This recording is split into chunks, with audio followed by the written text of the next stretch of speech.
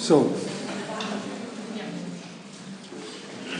welcome back in the large room, but in the small group, smallish. And before we start to talk about the subject, some general issues, which may be for some a little bit boring, but they are apparently necessary. I checked yesterday, for whatever reason, Blackboard, and there's something magic we can do, meaning we can check the statistics. 224 students did not access Blackboard for a long time. Now, I accept that during the holidays you didn't have a look, but at least you should have a look during the teaching term.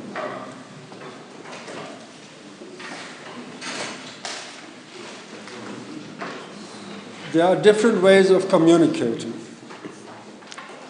One of them is Blackboard. Use the resources that are there. I uploaded one of the lectures, of the first lectures of this semester. And although they are all different, I cannot repeat myself 4 times per week. Basically, it's the same stuff. So watch the videos, or in another way, go through your notes. You may go through the videos again, look at your notes, make additional notes. We all have a different way of taking notes. So it's up to you to catch up what is important, where you think this is an important point you have to write. I provided the basics. You have the slides there as well on Blackboard and the video. The slides are on the video, so you can go through it. You have your notes, you make additional notes. You can do it on your own leisure. Blackboard is one way. Look at Blackboard twice per week, and you will get the information that is available on Blackboard. Lectures is a second point.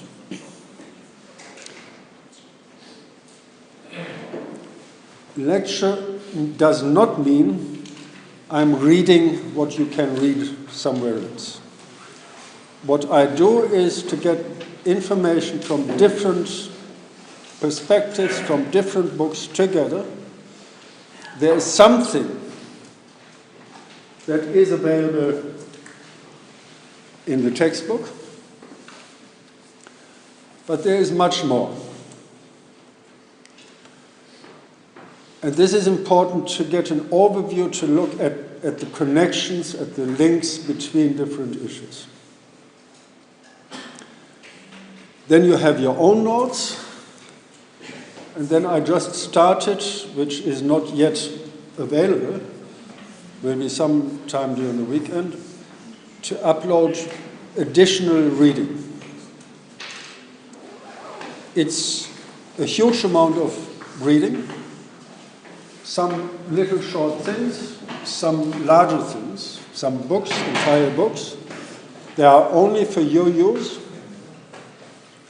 They are from the internet, so there is no copyright infringements. They have been publicly available there. Read them. Not all of them, some of them, and read them carefully. Take your time. Some of them are very difficult in general terms. Some of them are very easy. And in some texts you will find some parts that are easy, some parts that are difficult. As I said, you should not read from A to the last page. It is an exercise for you. To some material I will directly refer, and to others it's just really an exercise. As I said, some texts are really difficult. In any case, be it the lectures, be it the notes, be it the reading, it's a general remark in terms of learning. We are talking about something that is difficult, economics. We are not talking about some toolbox where you can easily take something out and apply it. Economics is about complex issues. Economics is about contradictions, different opinions, different approaches.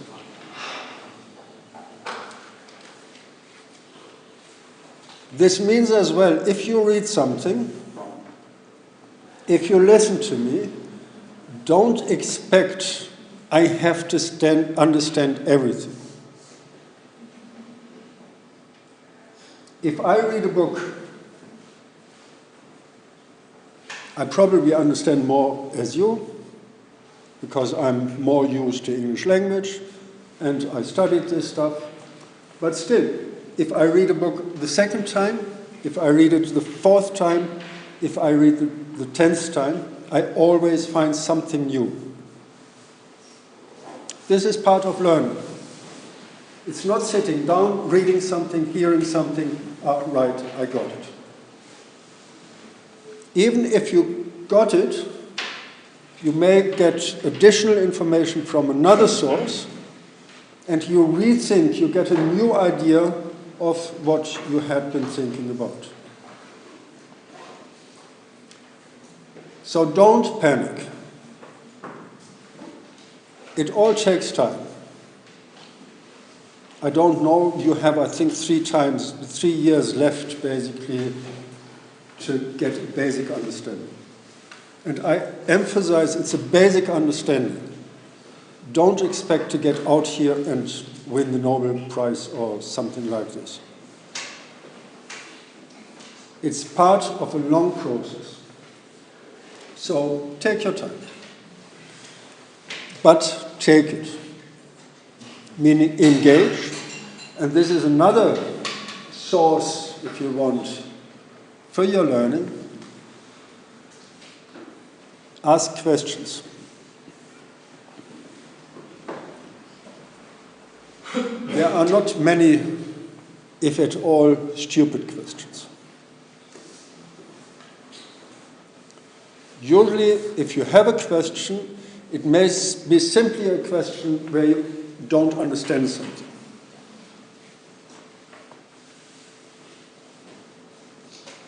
Simply, you didn't hear it, or there is a word, a term that is important and you don't understand. Ask. What is profit? What is PED? What is marginality? What is utility? Many terms you will not have heard. Many terms I may say, well, sorry, we will come back to this. Sometimes you have a term where you think you know it, but it may mean something different, something specific in economics. Tranquilo. Don't panic. Take your time. It's no problem to ask if you didn't understand it. Don't use the dictionary, because in many cases it is even very difficult to understand it from the dictionary. I'd been the other day to the bank, and somebody was about changing money. And the person there at the bank said I shouldn't be, or she said, she mentioned nervous. because I said I'll come back the next day. And I said, no, I'm not nervous. And after a while, I figured out that she meant that the exchange rate changes. So the Chinese understanding of nervous, or what is in English nervous, means as well, or describes as well, the change of the exchange rate. So sometimes it's not simply translating a term. Be aware of it. This means as well, try to read the English texts. I know it's difficult. I don't object if you read there is a Chinese textbook kind of equivalent to these principles of economics. I say kind of equivalent because it is in Chinese.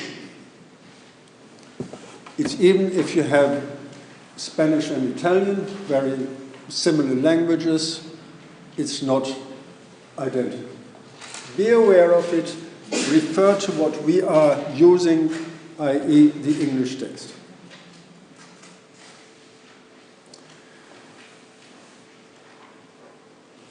My favorite topic, it's not really my favorite topic, but in connection with the dictionary. If you don't understand a term here and now, ask me. Don't look up in the dictionary on the mobile phone. It is possible. I know it's difficult, but it is possible to live without mobile phone for about 1.5 hours. The world still spins around, even if you don't get the latest news. It does it without you getting involved. You are involved here, in class. Try to concentrate. As I said, it's not simple. I like this. I talk about the mobile phone and people are using it. Don't blame me afterwards if you did not get the information. I try to be as slow, as concise as possible. I repeat myself occasionally, saying the same thing in other words. It is possible to get the information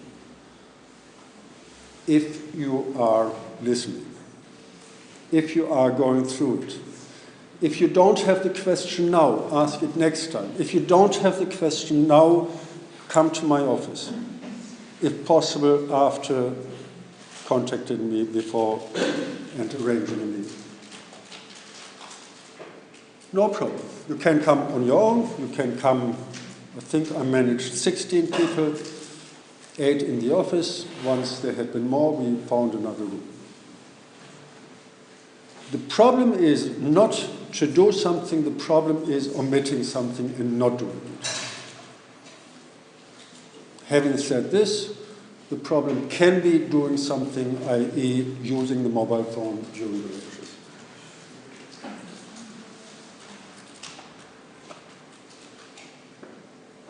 Learning is not about information only. It is about information. Information is usually a shortcut, a very short way of something where you have a huge content in it. I mentioned it last time and mention it again because we will start with this.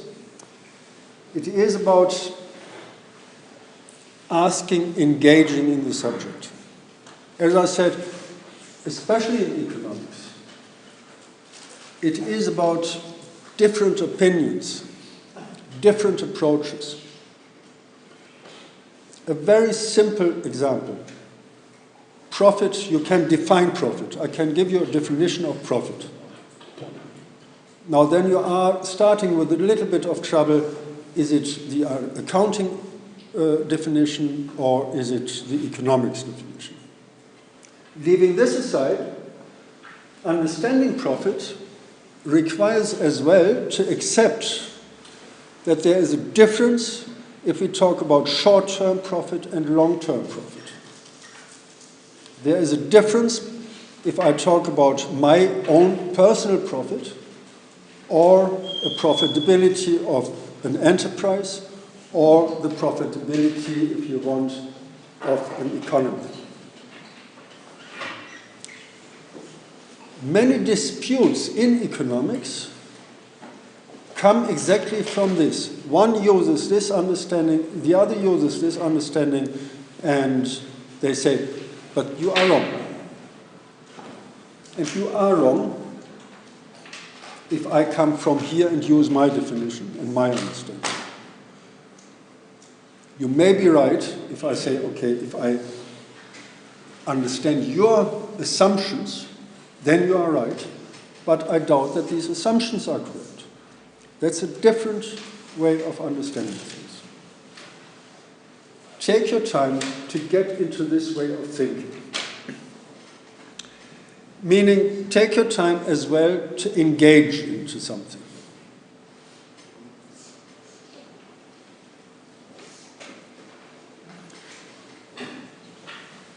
I can do my part, being there for lectures, trying to make them as simple as possible, providing the material, and being there to answer your questions. And you should know at this stage that I am available. At the same time, there is the part on your side. You have to fulfill your part. It means as well I have to accept that some are very good in standing up in class and saying something. Some are very good in writing something. We all have our different ways of doing things, of being able to do something.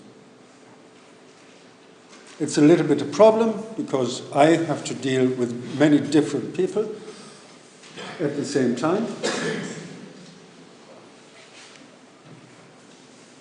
And I have this general expectation, everybody should participate, everybody should contribute as far as possible.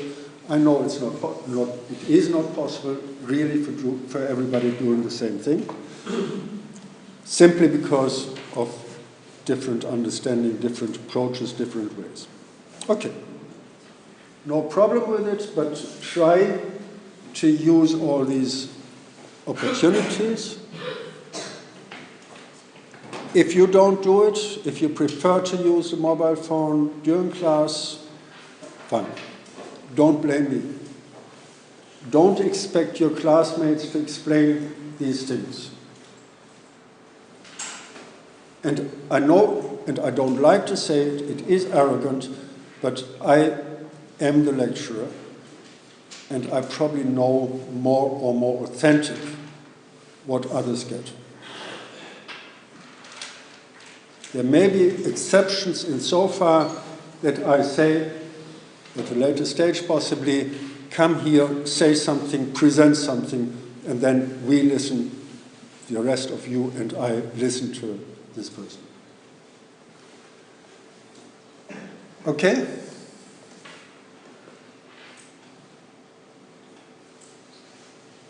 So try to make the best out of it.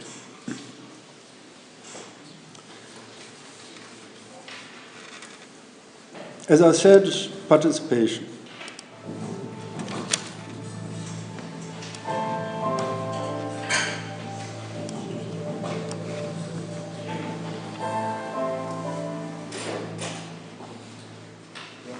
Look at this list. There's not a single person in the world who could make this list. Remarkable statement? Not at all. The wood from which it's made, for all I know, comes from a tree that was cut down in the state of Washington. To cut down that tree, it took a saw. To make the saw, it took steel. To make the steel, it took ironwork. This black center, we call it lead, but it's really graphite, compressed graphite. I'm not sure where it comes from, but I think it comes from some mines in South America. This red top up here, the eraser, bit of rubber, probably comes from the land, where the rubber tree isn't even native. It was imported from South America by some businessmen with British government. This brass ferrule, I haven't the slightest idea where it came from, or the yellow paint, or the paint that made the black lines, or the glue that holds it together.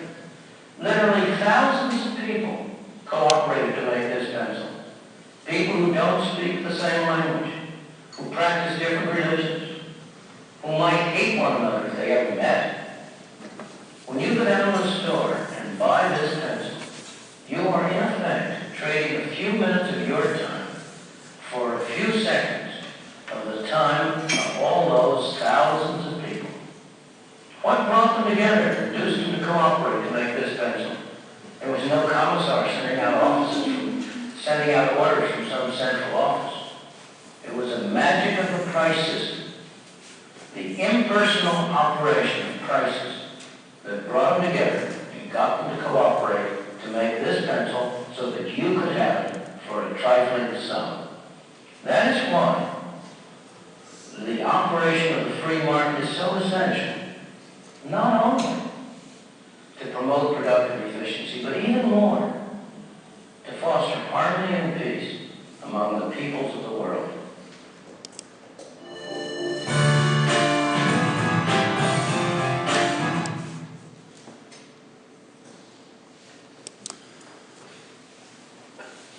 So what I would like you to do is now just talk about what you saw. Just mention core issues. What is important? What did he talk about?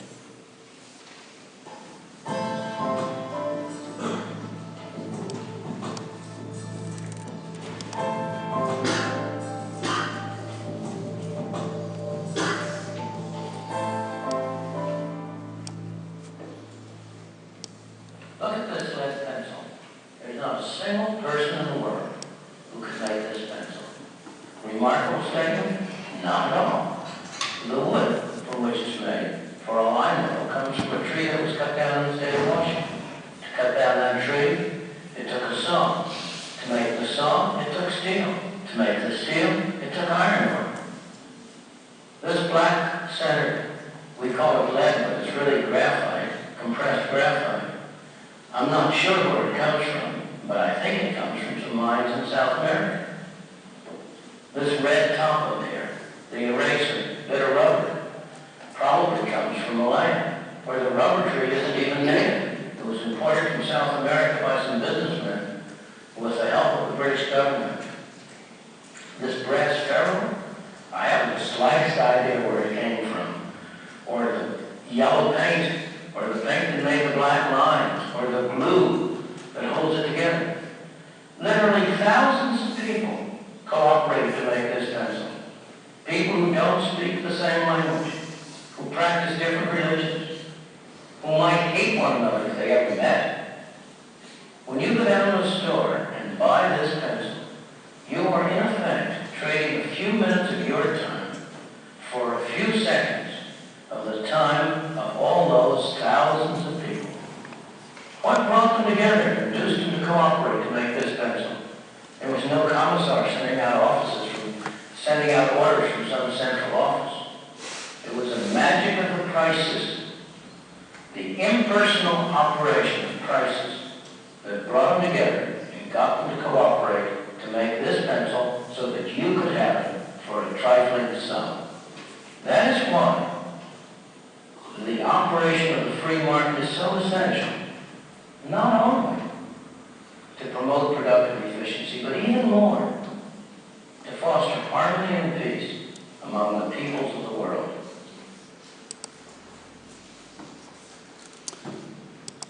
So, who wants to start? What did you see here?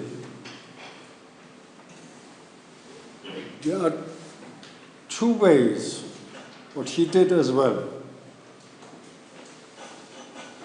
or three ways.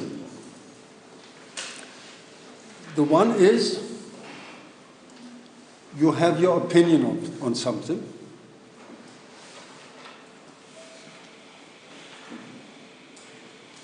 which is something very contestable.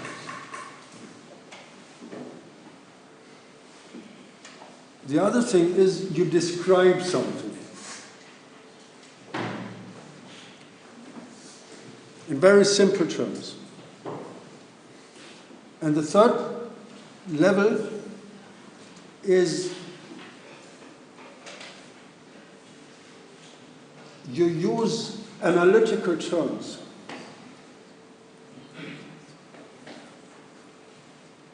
Something that doesn't exist, where you cannot say, this is a pen,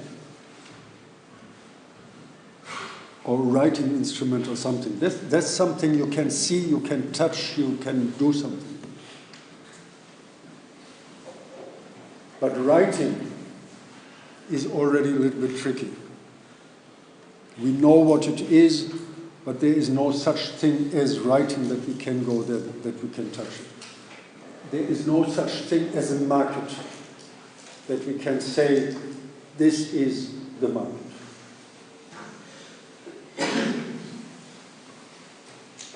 There is, of course, sometimes a kind of market that we can go there and buy our stuff on the street market. But this concept of market is a different thing. So what did you see? Just on the learning skills thing, this is how you work. This is how you read the text. You don't read the text and say, I know it. You try always, this is what you should do, try to look at the single elements. What is in it? Of course, as more as advanced as you are, as easier it is, and you don't make your notes and write down this. If you do this, even if you are advanced, you come to this or to these ideas and look at different meaning, different perspectives. What is important? What is not important? Now, this may be about there is only one thing. Forget the rest. Or it may be it's all important in equal terms. But the important part, the really important part, is to try to figure out the meaning of the different things and how they are connected.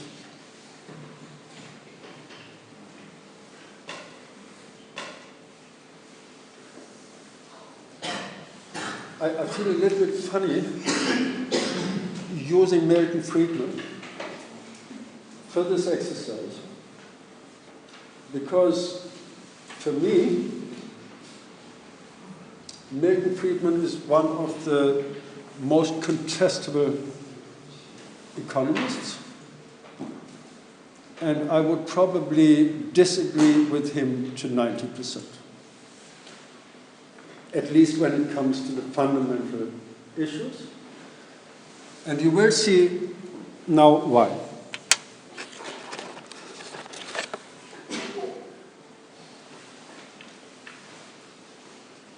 If you recapitulate what you saw,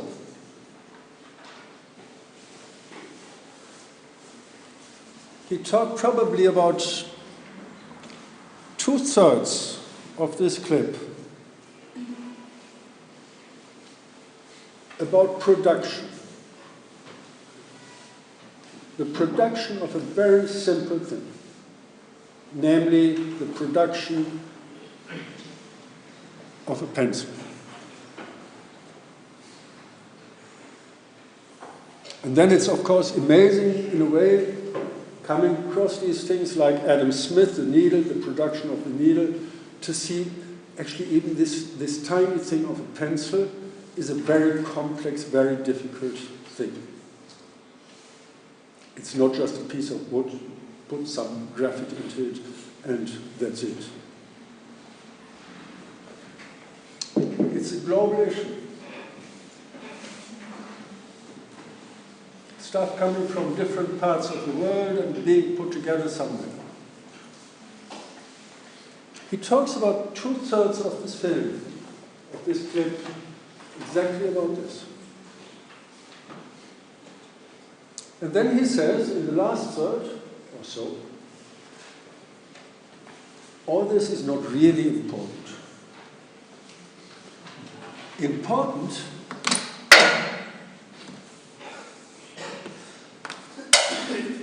is this. That's the traditional, the mainstream economics. Important is what happens on the market.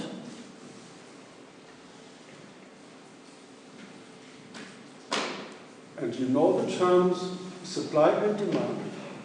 And they define the price. And with this price, we get an understanding of how this thing works.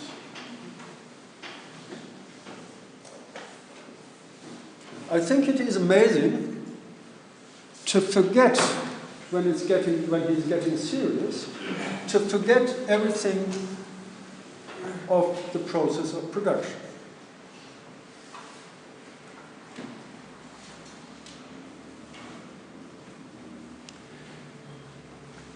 I say it's amazing because when we talk about production, this is the precondition of what happens here. Here, we define what can happen here.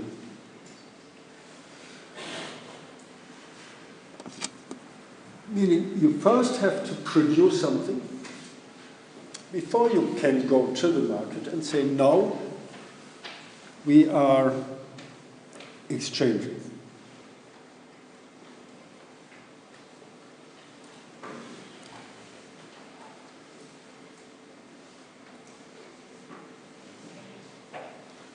This thing, at the end, we can calculate what happens there. We have so many products, we sell them for this price, there is so much, and then we start. Now we can. There is so much we had to pay already, and the rest, simplified, the rest is profit.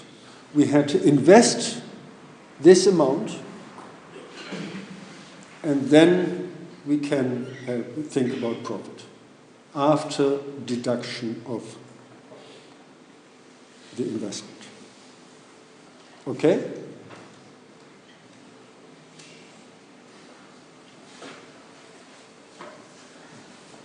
So let us look at this production again. We said what happens is we are talking about use value, meaning things have to be, whatever it means, useful.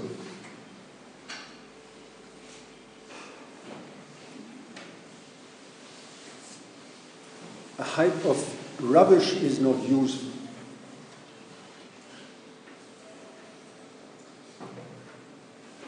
A piece of dust is not useful.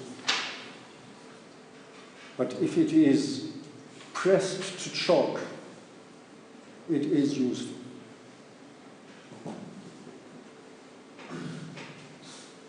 So it is necessary that whatever we produce has some kind of use value. Now we can, in certain cases, exactly define the use value.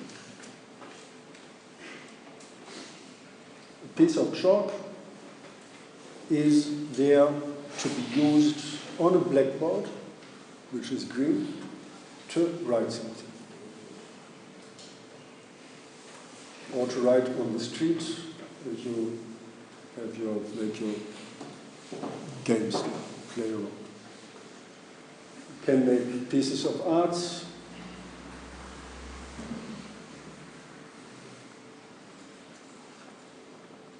It is the question, possibly, Do I need different colors? Or is it just short? Is it short? And then you have other products where it's hugely contestable if there is any use value or what kind of use value it is.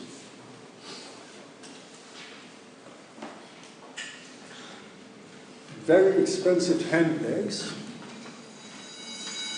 have a use value as any other handbag. But why is it so expensive that we pay 400 instead of 4 euro? We'll come back to this after the break.